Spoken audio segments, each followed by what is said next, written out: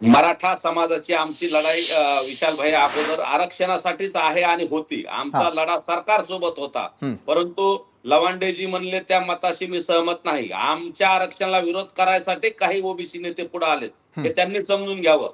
आमचा लढा सरकार सोबत होता, सर्वपक्षीय राज्यकर्त्याशी व्यवस्थेची होता. परंतु एका घटनेच्या पदावर असलेल्या, मंत्रीपद भोगत असलेल्या माणसाने मराठा समाजाच्या आरक्षणाला विरोध करणं कितपत योग्य आहे हे इथं बसलेल्या सूरज चव्हाण यांनी सांगावं, किंवा त्यांनाही तो नैतिक अधिकार नाही. कारण ते शेतकऱ्याचा मुलगा एखादा निवेदन देत असताना त्यांनी काय केलंय सगळ्या महाराष्ट्राने बघितलंय. विजय घाडगे पाटील आणि त्यांच्या सहकार्याने त्यांनी मारहाण केली, त्यामुळे त्यांना तो नैतिक अधिकार नाही.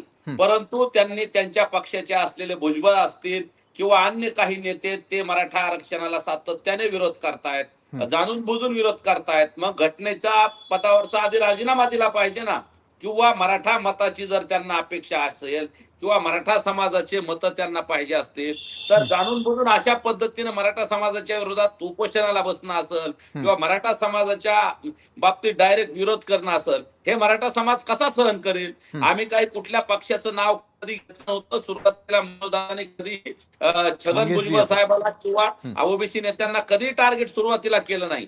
परंतु ससानेजी इथं बसलेत, त्यांनी जर ते 16% आरक्षण घालवलं नसतं किंवा भुजबळ साहेबांनी तिथं याचिका करायला लावून 50%च्या वरचं आमचं आरक्षण हायकोर्टात टिकलं होतं, ते जर समजा घालवलं नसतं या लोकांनी, तर कदाचित आज मराठा ओबीसी हे संघर्ष झाला नसता. मराठा समाजाला आम्हाला जाणून बुजून म्हणजे याला सर्वस्वी ओबीसी नेते जबाबदार आहे असं आपल्याला म्हणायचंय?